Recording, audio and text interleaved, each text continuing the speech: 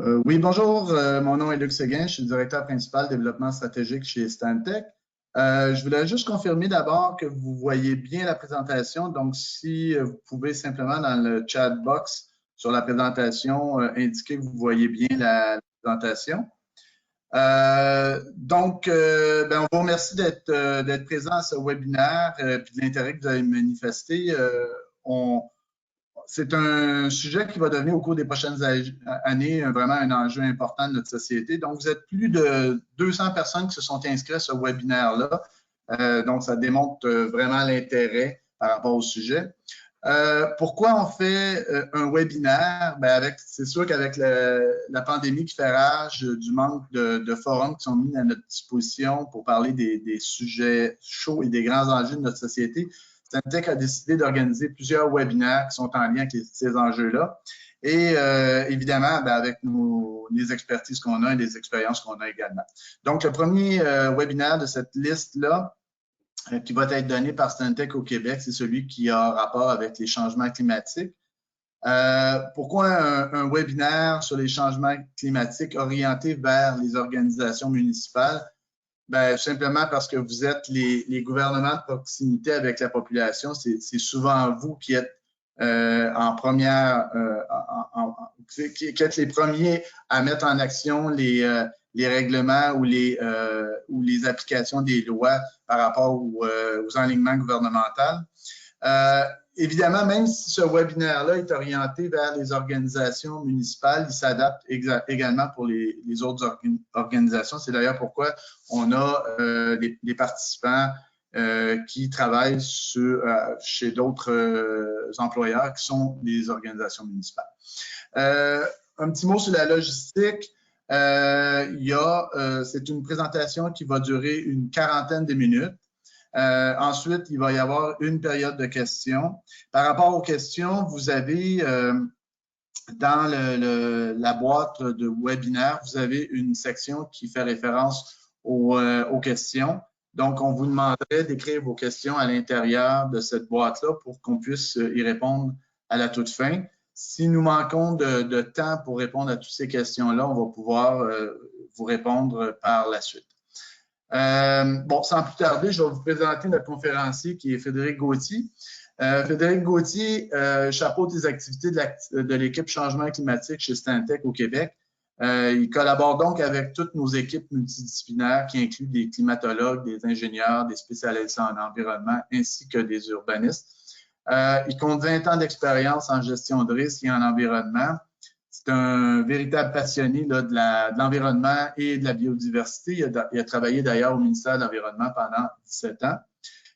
Il dirige et participe à différents projets actuellement, de l'identification des vulnérabilités jusqu'au rétablissement à la suite de crises, et ça pour une variété de clients, que ce soit privé, municipal, provincial ou fédéral.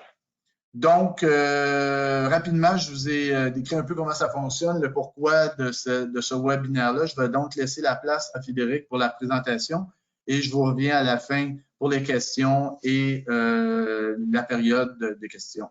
Merci.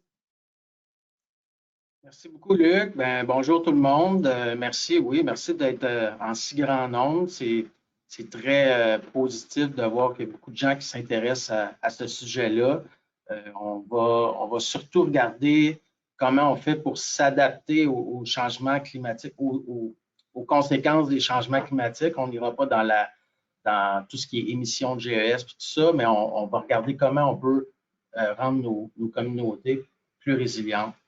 Ben, là, je vais fermer ma webcam pour que vous puissiez avoir une meilleure vue sur la présentation. Puis on va commencer comme ça.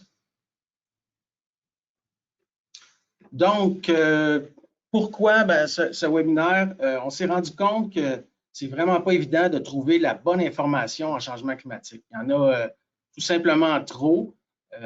Puis c'est difficile de s'y retrouver. Il y a beaucoup de changements. C'est un domaine en plein développement. Donc, suivre tout ce qui se fait en recherche et développement, c'est assez compliqué. Donc, ce qui est accessible, ça peut être compliqué. Puis dans le fond, seul l'est pas. Puis, une autre raison, c'est qu'il y a de plus en plus d'obligations de faire des analyses de risque en changement climatique, analyse donc de vulnérabilité et de risque. Par exemple, au fédéral, il y a le programme qui est nommé Optique des changements climatiques d'Infrastructure Canada. Ben, lui, il oblige de faire une analyse de risque en changement climatique lorsqu'un projet qui est financé au fédéral dépasse les 10 millions. Également, au provincial, il y a certaines choses qui ont été ajoutées lorsqu'une évaluation environnementale est requise par un projet. Puis, finalement, ben, c'est un domaine pluridisciplinaire. Il n'y a pas de vocabulaire uniforme, mais aussi les projets, ils sont rarement intégrateurs. Il y a beaucoup de silos. Puis, ben, l'objectif, nous, ce qu'on veut, c'est d'essayer de clarifier un peu les choses puis de vous permettre de briser ces silos-là. Donc, je vais faire un survol de ce que c'est les changements climatiques. C'est rapide. Ensuite, je vais donner quelques impacts pour les villes au Québec. On va essayer de déterminer rapidement pourquoi c'est un enjeu, les changements climatiques. Puis, je vais donner des pistes de solutions puis des trucs là pour s'adapter aux changements climatiques. Ben, tout d'abord, un peu de vocabulaire pour comprendre les changements climatiques. Ben, on sait qu'il y en a eu par le passé des changements dans le climat qui ont été causés naturellement. Puis, on connaît également des variations cycliques naturelles qui influencent le climat dans certaines régions. Par exemple, le El Niño, la Niña, c'est des choses qui sont connues, puis les changements dans les courants profonds dans les océans. Mais quand on parle de changement climatique, aujourd'hui, on parle d'un réchauffement global des températures qui est causé par les émissions de gaz à effet de serre des humains. Puis maintenant, grâce aux avancées scientifiques des dernières décennies, bien, on peut faire le lien entre nos émissions et l'augmentation globale des températures. Puis on peut également prévoir quelle sera cette augmentation-là en fonction des décisions qu'on va prendre comme société. Puis les effets d'un réchauffement global, ben, ce n'est pas les mêmes partout sur la planète. On parle à certains endroits qu'il va y avoir des extrêmes chauds, des extrêmes froids. On parle aussi de la réduction du couvert de glace. On a vu récemment aux nouvelles là, avec le Groenland, c'est assez impressionnant les changements qui sont en cours là-bas. On parle à certains endroits de précipitations plus abondantes, puis à d'autres où entre ces périodes de précipitation-là, ben, des périodes de sécheresse. Également, l'augmentation du niveau de la mer, l'augmentation de la température de l'eau, puis l'acidification de l'eau sont également des choses qu'on peut déjà constater. Puis, ben, quel est l'impact pour les villes? En utilisant les scénarios globaux, puis les données locales, historiques, on est maintenant en mesure de faire des modèles régionaux qu'on utilise pour faire des prévisions de climat. Puis au Québec, ce que ça veut dire en gros, c'est plus chaud, partout en général, plus chaud, plus sec l'été, mais globalement, là, plus de précipitations annuelles. On parle également d'intensité et de fréquence d'événements météo extrêmes plus grandes. Au nord, on parle de plus de neige l'hiver avec des fontes tardives, mais des fontes rapides également. Donc, probablement plus d'inondations printanières au nord. Puis au sud, ben, on parle avec divers niveaux de confiance, là, qu'il y aurait moins d'inondations printanières parce que pendant l'hiver, il y aurait plus de précipitations liquides. Je vais prendre l'exemple de la ville de Québec parce qu'on a travaillé récemment sur 2 projets d'adaptation dans cette ville-là. Puis, lorsque j'ai fait le webinaire, bien, les données étaient facilement accessibles. Donc, voyons un peu c'est quoi les effets sur 2 éléments du climat là, qui sont importants, soit la température puis les précipitations. Si on commence avec la température moyenne, ce que vous voyez en ce moment, c'est pour la ville de Québec, une température historique de 4,6 Celsius. Puis, on voit que ça va augmenter de 1,4 en 2020, 3,4 en 2050, puis 5,7 en 2080. On mentionne souvent là,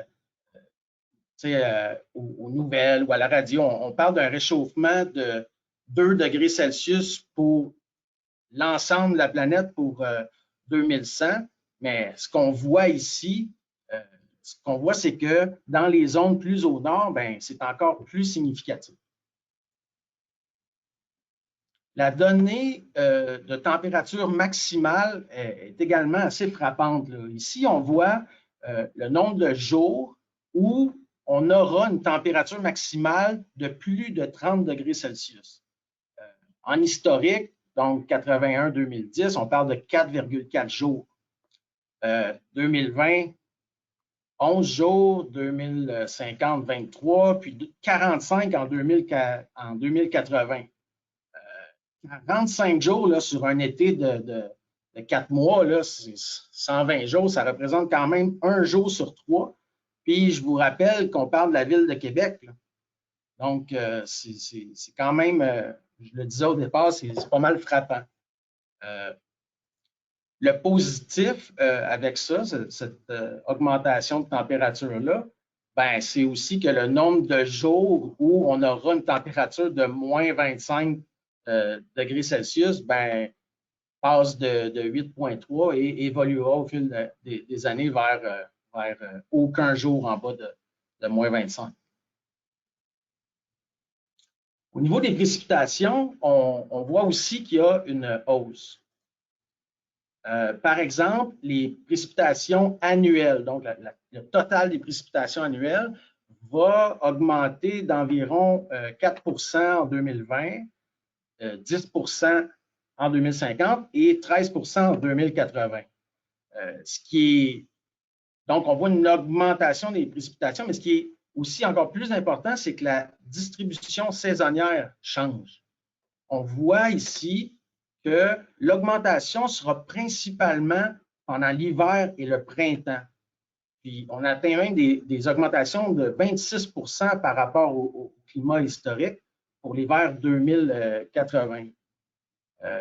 Puis, pour le sud du Québec, étant donné que les augmentations de température vont réduire le nombre de jours sous zéro, ça veut dire aussi plus de pluie l'hiver. Puis je le disais tantôt, donc des inondations printanières probablement moins fréquentes, puisque plus étalées dans le temps. Un des impacts les plus importants en rapport avec les impacts des changements climatiques, c'est ce qu'on appelle l'IDF, l'intensité, la durée et la fréquence des précipitations. Je mentionne que c'est important parce que ça met à dure épreuve nos systèmes de drainage. Donc, si on regarde la fréquence ici, une pluie de 85 mm sur 12 heures, statistiquement, en ce moment, ça arrive une fois par 100 ans. Puis, en 2060, cette même pluie-là, qui n'arrivait qu'une seule fois aux 100 ans, devient une fois aux 8 ans. Maintenant, l'intensité. Actuellement, la récurrence, une fois en 100 ans, pour 1 heure, c'est environ 40 mm qui tombent. Puis pour 2060, on parle de 61 mm pour cette récurrence-là. Donc, c'est une récurrence qui est très utilisée dans le design, dans la conception des systèmes de drainage, tout ça. Donc, on voit que c'est plus d'une fois et demie, là. Maintenant, on a vu des données assez rapidement, là, c'est pour vous montrer un ordre de grandeur sur les températures et précipitations, mais dans le concret, là, on va regarder quelques exemples des impacts. Tout d'abord, au niveau de la température, pour les infrastructures, on peut penser au système de climatisation, tant au niveau de leur présence, s'il y en a ou s'il n'y en a pas, ou au niveau de leur capacité à répondre à ces nouveaux aléas-là, ces nouvelles températures-là. Les coûts de remplacement, ils doivent déjà être prévus. La conception doit déjà être planifiée pour des températures plus hautes. Puis, ça peut représenter aussi un coût plus élevé pour la maintenance des équipements qui sont là actuellement. Je suis en train de faire un plan d'adaptation au changement climatique sur la base Côte-Nord. En fait, on en fait plusieurs. Puis, on parlait de Blanc-Sablon où il y avait une température maximale de tous les temps à 28 degrés Celsius. Puis les gens se demandaient pourquoi on voulait regarder la fréquence des 30 degrés Celsius. Ben, même à Blanc-Sablon, il y aura plusieurs jours en haut de 30 degrés Celsius. Puis à Blanc-Sablon, il n'y a aucun air climatisé là-bas. Là. Donc, c'est vraiment maintenant qu'il faut le considérer. Vous avez une des choses aussi, vous avez déjà, il y a plusieurs municipalités ou MRC qui ont pris des actions pour avoir plus d'espace boisé sur vos territoires pour contrer les îlots de chaleur. Avec les changements, l'augmentation de température, on doit aussi revoir quelles sont les espèces d'arbres qu'on a mis à ces endroits-là parce que c'est pas la végétation ne pourra pas s'adapter à un changement aussi rapide. Donc, il faut s'assurer d'avoir les bonnes espèces pour nous assurer que les mesures qu'on a déjà en place vont être efficaces. Également, une chose pour les infrastructures dont je n'ai pas parlé, c'est les cycles de gel-dégel pendant l'hiver. À certains endroits au Québec, ils vont augmenter. Puis on sait qu'à partir de 20-30 cycles de gel-dégel, il y a des effets sur la durée de vie des routes, des systèmes de gestion des eaux, fondations, des bâtiments dont vous avez la responsabilité. Donc, il faudra considérer, encore une fois, la modification peut-être du cycle de maintenance ou l'inspection, le monitoring de ces infrastructures-là. Au niveau de la santé, selon une étude d'Ouranos de 2015, le taux de mortalité dû à la chaleur au Québec va doubler d'ici 2060. Ça veut dire 20 000 décès de plus sur les 50 prochaines années. On parle également dans cette étude de plus de cas de maladie de Lyme, plus de cas de virus du Nil, puis ces deux derniers impacts-là ont des liens directs avec la responsabilité des municipalités, qui est le contrôle des moustiques sur vos territoires. Pour la partie du milieu naturel, ben, on pense à l'exemple de l'herbe à poux, je le trouve super intéressant parce que le climat propice à l'herbe à poux, il va s'étendre vers le nord. Puis, avec cette poussée vers le nord, on parle d'une augmentation des coûts seulement pour le gouvernement du Québec de 360 millions de dollars par année en 2060. Puis, ça inclut pas les autres coûts qu'on estime à 477 millions pour perte de productivité, par exemple, demande d'assurance, tout ça, d'indemnité. Donc, c'est des coûts qui sont quand même très importants. Sur une carte, c'est vraiment impressionnant ce que je viens de vous mentionner là.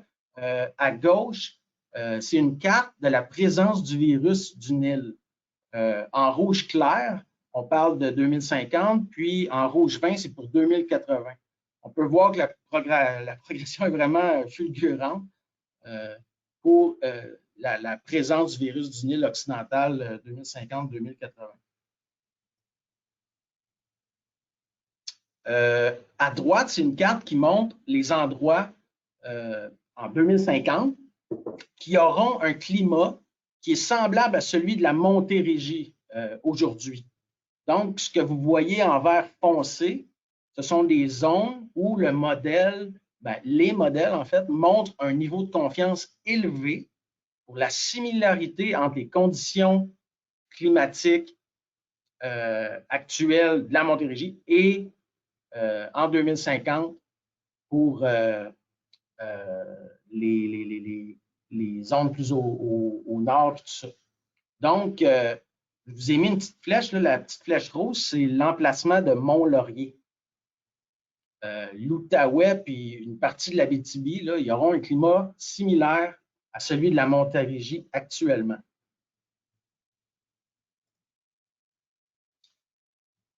Quelques exemples aussi d'impact changement climatique sur les régimes de précipitation. Au niveau de la santé, les 10 jours sans précipitation, l'été, suivi d'un 2 jours avec un gros 70 mm de pluie, puis suivi d'une autre sécheresse, ben, cette augmentation des phénomènes-là avec des des seuils qui sont élevés, ça va avoir des impacts sur la qualité de l'eau ou à tout le moins sur la difficulté puis les coûts pour la traiter. Donc, je considérais important de le mentionner pour les gens qui ont à gérer ça dans les MRC et municipalités. Le verglas également, l'hiver, ce sera plus fréquent. Donc, plus de problèmes au niveau de sécurité des transports, gestion de la glace, puis de la sécurité en transport. Puis, les inondations, ben, ça a un effet sans contredit dévastateur là, sur la qualité de vie des gens et sur la santé physique et mentale. On l'a vu depuis quelques années au Québec, puis avec la COVID, on voit déjà également des impacts, même genre d'impact sur nos sociétés. Au niveau des infrastructures, une chose que l'on a remarqué, c'est une différence dans la masse de la neige. On dirait des fois qu'il n'y a pas beaucoup de neige sur un toit après un redout, mais au fond, elle n'a pas fondu, cette neige-là. Elle s'est affaissée. Il y a une partie qui s'est sublimée avec le soleil et tout ça, mais les équipements, les structures de toit et tout ça, ce sera important de considérer ça pour les bâtiments, principalement ceux qui ont un toit plat. Les équipements également sensibles au vent, il y aura des impacts là, à ce niveau-là, car avec l'intensité des précipitations, je vous parlais tantôt d'IDF, ben, il vient souvent des forts vents avec cet aléa-là. La surcharge des systèmes sanitaires et pluviaux, ça a un impact sur la structure même, les précipitations, mais aussi sur l'environnement, parce que lorsqu'il y a des débordements, ben, on amène des contaminants dans nos cours d'eau. Pour ce qui est des milieux naturels, les sécheresses, ça a un effet là, sur les insectes. Je vous parlais tantôt de ce qu'on fait sur la base Côte-Nord. À Havre-Saint-Pierre, cette année, là, il y avait des sauterelles jusqu'au mois de septembre. On parlait avec des gens, ils n'avaient jamais vu ça, puis ça avait un impact là, sur la végétation. Puis, ben, quand il y a des insectes, il y a d'autres animaux qui les mangent, tout ça, donc ça peut engendrer un problème avec certaines populations animales.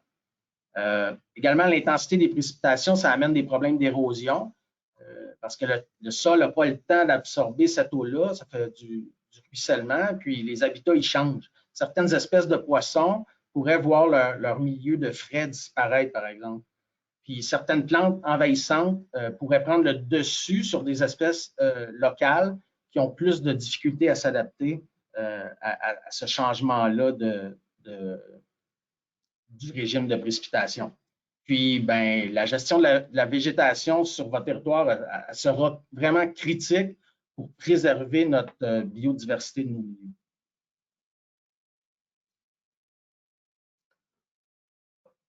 Je vous ai donné plusieurs exemples d'impacts que les changements climatiques auront sur nos villes, sur vos citoyens, mais pourquoi c'est un si grand enjeu? Dans le fond, je vous montre des données, tout ça pour 2050, 2080, puis on pourrait se dire qu'on a bien du temps pour réagir, mais le problème, c'est qu'on n'a pas planifié ce changement-là. On a toujours pensé puis considéré que le climat, comme s'il n'allait pas changer, qu'il était stable. Maintenant, on sait qu'il change. Les infrastructures, puis nos milieux, ils doivent et devront subir des aléas qui n'étaient même pas envisageables lorsqu'on les a conçus, ces infrastructures-là. Puis en plus, ben, les normes actuelles, ils ne suivent pas la vitesse à laquelle le changement s'effectue. On a vu plus tôt avec les données d'IDF de précipitation, ils augmentent tellement rapidement que même les normes actuelles sont dépassées avec les changements climatiques au niveau de l'intensité, durée et fréquence. Puis là, ben, avec les événements météorologiques qui ont des impacts sur nos vies, puis les connaissances scientifiques qui se précisent, on se retrouve avec tellement de choses à faire pour s'adapter qu'on ne sait plus où commencer, on ne sait plus où investir, puis il est là l'enjeu. Donc, comment on s'adapte? Voici, selon nous, selon moi, les points les plus importants pour s'adapter. La première étape, c'est qu'il faut accepter qu'on ne peut pas régler tous les problèmes à la première version de notre plan d'adaptation. C'est un cycle, c'est un processus d'amélioration continue. Deuxièmement, il faut utiliser une approche de gestion des risques qui va aider à structurer la démarche et prioriser les actions pour augmenter votre résilience. C'est ainsi que vous pourrez démontrer la valeur de votre processus pour les décideurs, la communauté, puis obtenir leur appui. Il y aura des décisions à prendre, puis si les citoyens ne sont pas éduqués, informés et impliqués dans la démarche, ce sera très difficile de mettre en place des mesures d'adaptation parce qu'à court terme, il y a des coûts, puis les coûts sont beaucoup plus faciles à comprendre que les épargnes qu'on va faire plus tard. Même s'il y a plusieurs études, comme vous voyez sur la diapo, comme ça c'est celle du Federal Emergency Management Agency aux États-Unis, montre que chaque dollar qui est investi pour des mesures de mitigation qui surpassent les normes actuelles, ben, chacun de ces dollars va nous en sauver minimum 4 dollars en dommages dans le futur. Donc, il n'y a pas beaucoup d'investissements qui nous donnent ce genre de rendement-là, puis c'est 1 sur 4, c'est vraiment le minimum. On parle de gestion des risques, il y a plusieurs méthodes, plusieurs processus pour gérer le risque. Au Québec, la Sécurité civile avait publié en 2008 le document « Gestion des risques en sécurité civile ». C'est un excellent document. Ça ressemble beaucoup à ce qui a été fait plus tard aussi avec la norme ISO 31000 sur le management du risque, comme ça l'est. C'est un peu une traduction étrange. Puis, il y a d'autres méthodes également dans le monde, mais l'important, quand on regarde la représentation d'un processus de gestion de risque, la chose la plus importante, selon moi, c'est les flèches oranges. Ces flèches oranges-là, ils représentent vraiment le cycle dont je parlais plus tôt, là, puis le cycle, puis le processus d'amélioration continue. Quand je démontre cette représentation-là, j'aime bien mentionner une citation de Kevin Knight, qui était justement le président lors de la rédaction de la norme ISO 31000. Lui, il disait que la gestion des risques, c'est un parcours, ce n'est pas une destination. Pour que cette démarche-là soit un succès, vous aurez besoin de personnes avec des connaissances techniques diverses, des urbanistes, architectes, ingénieurs, spécialistes en gestion d'urgence, de risque, évidemment des hydrologues et des météorologues, mais il ne faut pas négliger que les connaissances locales et historiques, ils sont super importantes. Les gens qui ont vécu des événements météorologiques et qui ont vu les conséquences, qui les ont vécues, ben, ils doivent faire partie de l'équipe. Donc, voyons un peu les étapes de la gestion des risques. Voyons l'établissement du contexte. Il faut se poser la première question, c'est qu'est-ce qui nous motive à faire cette démarche-là? Est-ce que c'est une loi, un règlement qui nous force à le faire? Est-ce que c'est une demande de subvention? J'ai parlé tantôt de certaines obligations au fédéral. Est-ce que c'est un changement politique? Est-ce qu'il y a eu un événement récent qui fait que les gens s'ouvrent les yeux? Est-ce que c'est la pression des citoyens ou tout simplement parce que c'est la bonne chose à faire? C'est important de répondre à cette question-là parce que ça permet d'identifier les forces qui vont influencer les décisions qui vont être prises. Ensuite de ça, s'assurer de la compréhension du processus par tous les participants. Comme ils vont avoir des expertises puis des parcours différents, il faut développer un langage commun. Il faut apprendre, il faut vraiment prendre le temps pour acquérir le vocabulaire puis les connaissances du processus de gestion de risque pour éviter la confusion là, puis la frustration dans l'équipe. Le vocabulaire est vraiment important parce que les mêmes mots sont quelquefois utilisés dans plusieurs domaines, mais ils n'ont pas exactement la même signification. Donc, c'est pour ça que c'est important de développer notre vocabulaire. Déterminer les objectifs et les limites de ce qu'on veut accomplir. je l'ai dit un petit peu tantôt, essayer de faire un plan global, parfait, en un seul cycle, c'est utopique. Votre point de départ de votre plan d'adaptation, il dépend beaucoup de ce que vous avez déjà fait dans le passé en gestion des risques. Il y a certaines municipalités qui ont vécu des événements météorologiques, puis qui ont déjà fait un ou même plusieurs cycles d'analyse des risques, puis ils ont établi des mesures de mitigation, puis tout ça. Donc, ce que je trouve important de mentionner ici, c'est qu'il faut vraiment fractionner le projet sur quelques aléas ou quelques éléments qui seraient impactés. Par exemple, on peut commencer avec seulement les infrastructures. Puis, il faut faire un premier cycle avec ça, plus général, en survolant l'ensemble des risques qui va permettre d'identifier des informations manquantes, puis prioriser par la suite dans quelle direction on veut aller. Déjà, d'identifier ce qui nous manque comme information, c'est un pas dans la bonne direction. Ensuite, on va déterminer c'est quoi les horizons temporels qu'on veut analyser. Habituellement, dans la plupart des normes, tout ça, même avec ISO 14090 et 91 qui est en révision, on mentionne des horizons 2050-2080 parce que c'est ça qui est le plus réaliste là, avec la durée de vie des infrastructures puis des milieux de vie. Le dernier point ici, c'est que il faut vraiment regarder qu'est-ce qui est important pour votre organisation. Cette étape-là est importante. Il faut que on identifie, est-ce que c'est la santé, sécurité, les citoyens, les employés, la continuité des services offerts, la conformité aux lois, l'économie, la réputation, la confiance de la communauté. Il y a vraiment beaucoup de facteurs. Puis, il y a des discussions à avoir pour s'entendre sur le poids de ces valeurs-là là, dans nos décisions. La deuxième étape du processus de gestion des risques, c'est l'appréciation.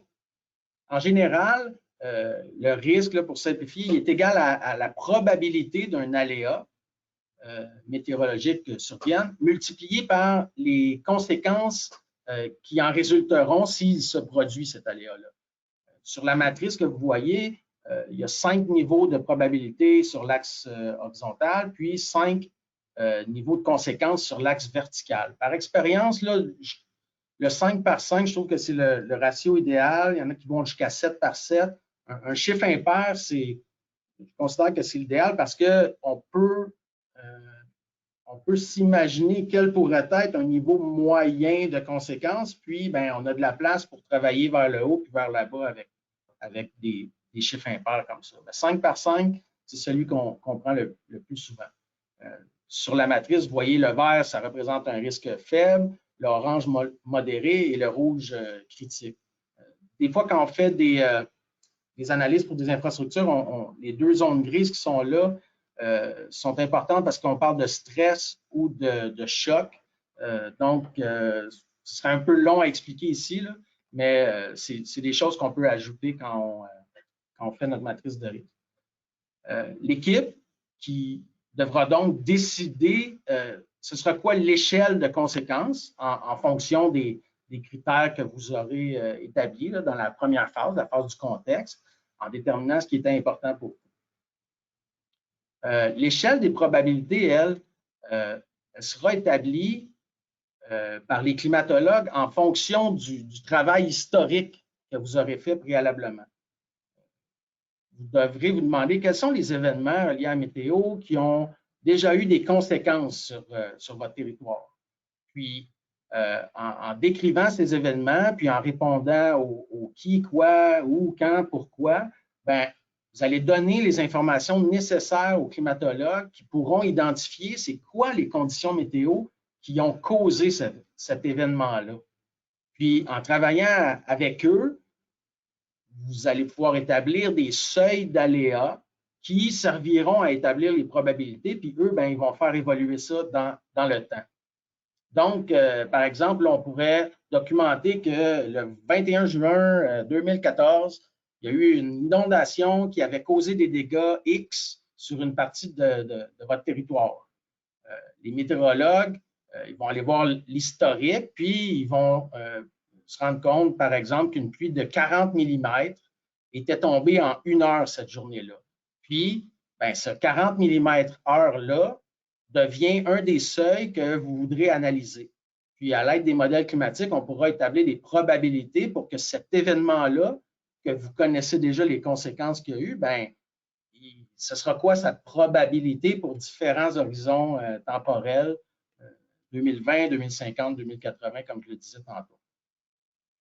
Pour mieux comprendre un petit peu, on peut regarder la matrice de risque. Donc, cette pluie-là de 40 mm qui était peu probable, okay, dans la deuxième colonne, dans notre échelle horizontale, puis c'était, disons, une récurrence de 1 fois dans 100 ans. Tantôt, pour Québec, c'était pas loin de ça. Là. 40 mm dans 1 heure, c'était dans 100 ans. Puis en fonction de votre échelle de sévérité, vous avez déterminé que les impacts avaient été majeurs. Donc, sur notre axe vertical, c'est la 4e. Donc, il y avait, par exemple, il y avait eu des maisons d'inondées, il y avait eu bris d'une conduite de gaz, ce genre de choses-là. Puis, dans vos critères de sévérité, c'est un 4. Donc, cette pluie-là, elle se retrouve dans votre matrice, dans la section orange, modérée. Puis, les climatologues déterminent ensuite la probabilité que cette même pluie de 40 mm se reproduise en 2050. Puis, à ce moment-là, ils déterminent que c'est probable, disons, 1 fois par 8 ans. Donc, vous voyez que le risque devient maintenant dans la zone rouge, puis ça devient un risque critique. C'est ces différences-là que vous voulez identifier dans votre analyse pour trouver des solutions, des mesures d'adaptation, de mitigation qui vont réduire les risques. Puis ça, ben, cette partie-là, c'est la 3e étape du processus de gestion de risque, le traitement des risques. Bon, on l'a dit tantôt que comme le risque, c'est la probabilité qu'un événement survienne multipliée par les conséquences, ben, il y a 2 manières de réduire le risque. Soit on réduit la probabilité que cet événement-là survienne, soit on réduit les conséquences. La manière qu'on fait les analyses, c'est qu'on dit que la probabilité pour un aléa climatique avec un seuil, 40 mm par exemple, à différents moments, ce qu'on veut voir, c'est l'évolution du risque. Puis le seul moyen de réduire la probabilité que ces aléas-là ne surviennent, c'est de réduire nos émissions de gaz à effet de serre. Ça, on le sait que c'est nos émissions qui augmentent les changements climatiques. Puis, ben, je l'ai dit un petit peu au début, moi, ce n'est pas vraiment mon expertise, là, le calcul des gaz à effet de serre, comment les réduire, tout ça. Puis, ce n'est pas vraiment dans l'objectif du webinaire. On va se concentrer sur la partie, ce qui est possible de réduire en rapport avec les conséquences. Pour prendre cette pluie-là en 2050, c'est la même pluie de 40 mm, mais elle est beaucoup plus fréquente. On veut trouver les moyens pour la réduire à un niveau de risque acceptable, donc de réduire les conséquences, puis essayer de la réduire dans la zone modérée ou même faible avec des mesures de mitigation. Donc, comment on fait pour réduire les conséquences? J'ai mis, je pense, j'ai 5 exemples. Le premier, c'est de loin la chose la plus importante et efficace. Il ne faut pas créer de nouveaux problèmes. Puis pour faire ça, ben, il faut absolument considérer les changements climatiques pour toute nouvelle infrastructure ou développement urbain qui se fait chez vous. Ça doit être fait dès la conception du projet avec des projections climatiques qui ont du bon sens. On est chanceux au Québec, on a Ouranos qui fait ça, c'est unique presque au Canada. Donc, il faut qu'on utilise des projections climatiques qui ont du bon sens. À la fin du document, j'ai mis des liens vers Ouranos puis d'autres choses. Vous pourrez aller consulter ça. Il ne faut pas se limiter aux normes puis les standards actuels. Ils sont déjà dépassés. Certains diront qu'il faut mettre un 30% plus gros, plus grand, mais des fois, en faisant juste une bonne analyse, on se rend compte que ce n'est même pas nécessaire de faire ça, qu'il y a d'autres solutions qu'on peut utiliser. Puis, est-ce que ces coûts-là supplémentaires en capital seraient vraiment justifiés par rapport à d'autres solutions? C'est vraiment quelque chose qu'il faut regarder. Puis comme les priorités puis les plans sont établis en fonction de nos valeurs, bien, en affirmant que l'adaptation au changement climatique, c'est une valeur de votre communauté, votre municipalité, etc., ou votre organisation, bien, vous vous assurez que cette valeur-là va être considérée dans toutes les décisions qui sont prises, incluant le développement de nouvelles règles. Puis ça, encore à la fin du document, je vous suggère d'aller voir le plan de développement de la ville de Memphis. Ils ont appelé ça Memphis 3.0. Ils ont fait un vraiment super bon travail dans l'établissement de leurs valeurs, puis des objectifs qui sont reliés. Deuxième aspect, c'est soyez prêts. Il faut cartographier les risques, les vulnérabilités, vos mesures de mitigation actuelles. Une image vaut 1000 mots. Vous allez pouvoir identifier des mesures d'adaptation qui vont avoir des synergies, des effets de synergie avec tout plein de vulnérabilités que vous avez dans votre municipalité. Ça va aussi vous aider à améliorer vos plans d'urgence, établir des systèmes d'alerte qui vont réduire le temps d'intervention. Puis également, assurez-vous d'avoir un plan B pour certains services qui vous sont fournis par des tiers. Le meilleur exemple, c'est l'électricité, pour vous assurer de la continuité de vos opérations. Le troisième point, c'est d'essayer d'agir le plus près possible de la source. Il se peut que vous ayez déjà des problèmes de gestion des eaux, trop de ruissellement, des systèmes de drainage qui sont conçus trop petits pour les aléas actuels. Il se pourrait que des investissements sur des projets majeurs là, soient nécessaires, mais peut-être pas. Puis ici, je vous ai mis l'exemple d'un jardin d'eau qui est branché aux gouttières de la maison, puis qui permet une rétention de 2 mètres cubes d'eau lors de pluies intenses. Puis j'ai fait un petit exemple avec mon pâté de maison dans la Ville du Bonheur, édition 2017, Repentigny. Donc, dans mon quartier, il y a une surface totale de 20 000 mètres carrés. Il y a 34 maisons. Puis, si on installait ce genre de jardin d'eau dans mon quartier, bien, on réduirait de 21 la quantité d'eau qui, habituellement, s'en irait directement au réseau pluvial. Je vous parlais de synergie dans la diapo précédente. Cette solution elle a également un effet très positif sur la réduction des îlots de chaleur, parce que là, ce que vous voyez là, c'est un jardin d'eau nouvellement créé, mais il y a des plantes et des arbres qu'on peut mettre dans ces jardins d'eau-là qui vont donner de l'ombre, qui vont vraiment avoir un effet sur les îlots de chaleur. Je vous invite à aller voir, encore là, j'ai mis à la fin, ce que la ville de Waterloo a fait au Québec avec les amis du bassin versant du lac Waterloo. C'est vraiment impressionnant. On veut voir ça, des initiatives comme ça. Un autre point, c'est prenez soin de vos infrastructures. On regarde souvent le coût en capital d'une infrastructure, tout ça, mais dans le fond, sur l'ensemble d'un cycle de vie, je prends ces données-là d'une étude qui s'est faite en Colombie-Britannique. C'est seulement les coûts en capitaux de départ, 26 des coûts totaux sur l'ensemble du cycle de vie. Une infrastructure qui est bien entretenue va maintenir un niveau de performance optimal contre les aléas climatiques.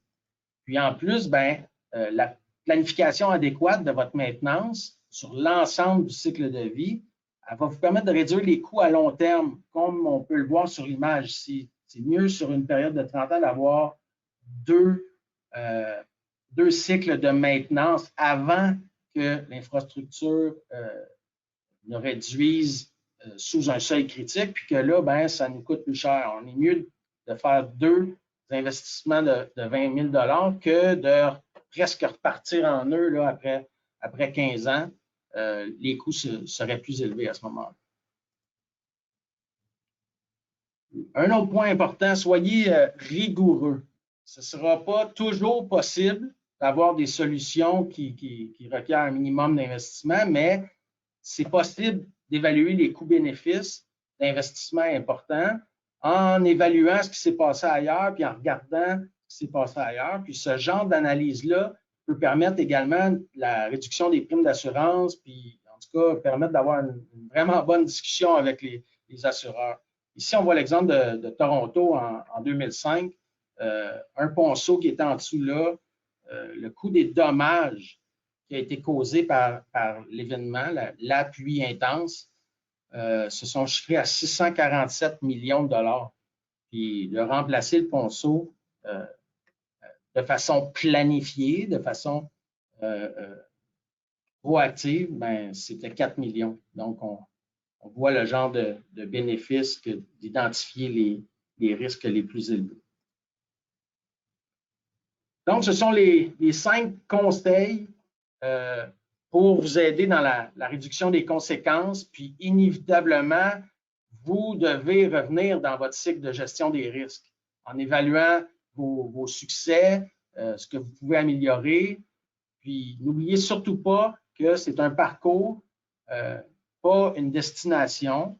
Puis, ben, vous êtes déjà sur la bonne voie parce qu'en participant au webinaire aujourd'hui, ben, vous démontrez que vous êtes proactif. Puis, c'est cette proactivité-là, cette initiative qui permettra avant toute chose de rendre vos communautés plus résilientes face au changement climatique. Et voilà, merci beaucoup. On va donc poursuivre avec une période de questions. On a peu de temps, on a 13 minutes, donc on va essayer de répondre à toutes les questions. Et puis, s'il y a des questions qui ne sont pas répondues, on va pouvoir vous répondre immédiatement après. Donc, je vais passer à la première question, Frédéric. Est-ce que c'est prévu que nous aurons des inondations récurrentes dans les années à venir comme celle de 2019? Ben, c'est une question intéressante, mais ça ne s'applique pas à tout le Québec. Il y a vraiment des changements différents en fonction d'où on est dans la province. Au nord, les précipitations ont quand même un bon niveau de confiance dans les modèles climatiques et tout ça. Au nord, on voit plus de neige l'hiver puis tout ça, avec des fontes rapides au printemps, des grosses variations de température. Donc, probablement plus d'inondations printanières. Au sud, moins d'inondations printanières, mais des vraiment grosses pluies l'été de courte durée. Et donc, ben, ce n'est pas des inondations de printemps, c'est peut-être des débordements d'été qui pourraient survenir parce que l'intensité est tellement plus haute que ce qu'on a utilisé pour concevoir ces infrastructures-là qui pourraient être dépassées. Excellent. Une autre question, avec votre expérience de façon générale, les municipalités commencent par quoi dans le processus de gestion des changements climatiques? C'est très, très, très différent. Puis ça va avec le conseil que je donnais un peu plus tôt. Essayez pas de prendre une trop grosse bouchée la première fois. Mes profs disaient un éléphant, ça se mange une bouchée à la fois. Parce qu'on ne veut pas se décourager. On veut pas, dans le domaine des urgences environnementales, dans mon ancienne vie, on voyait des fois des gens faire un gros exercice avec déploiement d'estacades sur le fleuve, puis tout ça, puis on n'apprenait rien de ça. Donc, c'est mieux de faire des petits projets, déjà parler des valeurs pour s'assurer que cette valeur-là est inclue dans les décisions. Dans la municipalité, c'est important. Puis de s'arranger pour avoir des succès, pour que les gens voient que, OK, ça a du bon sens là, de se préparer au changement climatique. Ça serait ça mon conseil. Il n'y a pas de recette miracle. Question technique maintenant. Pourquoi y a-t-il déclin du virus du Nil aux États-Unis dans ta figure de 2050? Ouais. Ouais, moi aussi, j'avais remarqué ça. C'est vraiment au niveau de la température, beaucoup, puis au niveau de la végétation. J'avais demandé à une biologiste parce que j'avais la même question. On essaye justement d'avoir dans nos équipes, lorsqu'on aide nos clients, plusieurs aspects. Biologie, ça va être important bientôt. Excellent. Autre question, est-ce que certaines villes ont débuté un plan d'adaptation au changement climatique? Oui, oui, il y en a plusieurs. Montréal en avait fait un dès le départ là, des subventions sur le plan vert et tout ça. Il avait déjà identifié les choses. Il n'y en a pas beaucoup qui ont fait spécifiquement sur des infrastructures, par exemple. Nous, on commence celui avec la ville de Drummondville bientôt. Ils ont déjà fait des petites démarches. On va aller les aider à faire ça. Mais c'est plusieurs petites démarches. Puis comme je le disais tantôt, c'est quelqu'un qui a ça à cœur, un peu, tu sais, moi, la biodiversité, puis les changements climatiques, c'est super important pour moi. Fait que quelqu'un qui a un background, par exemple, en aménagement, va orienter un plan d'adaptation aménagement.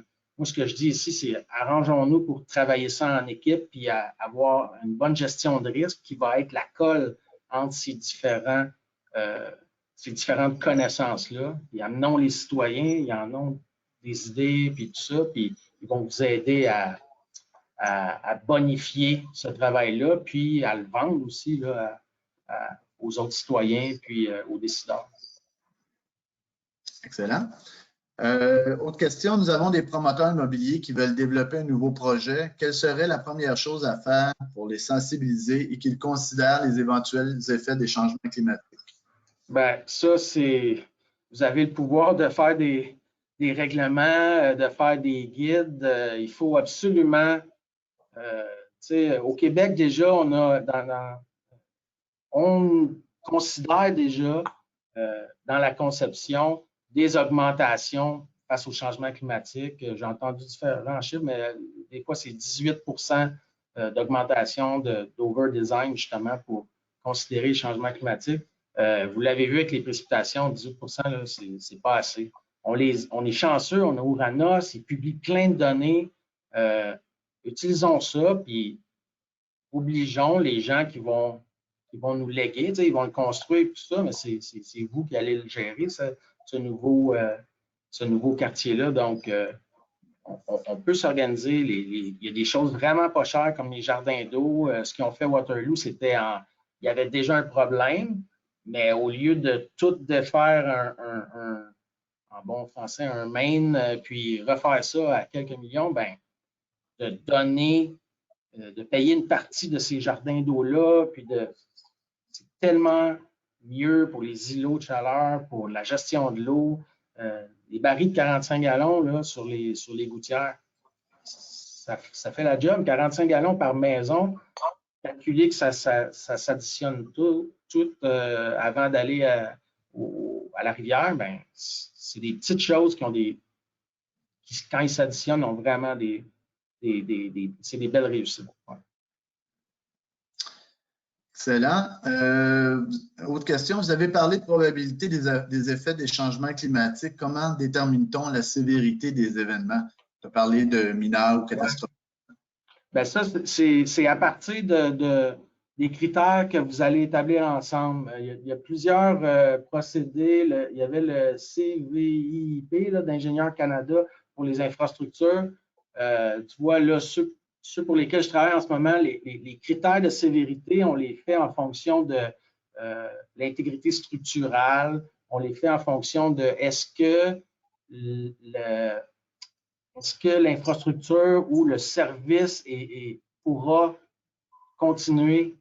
Est-ce qu'il y aura une continuité du service? Ça, on peut le mettre, on peut le grader justement de 1 à 5. Au niveau de la santé et sécurité, les utilisateurs, par exemple, d'un parc ou les utilisateurs d'une infrastructure, c'est là qu'on établit nos critères de sévérité. Puis quand on regarde les conséquences d'un aléa sur ce qu'on regarde, là, nos critères, c'est là qu'on est capable de dire, bon, ben, en ce moment, ce genre d'aléa-là, ça me donne ce genre de trouble-là. Puis dans le futur, ben, ma probabilité va augmenter.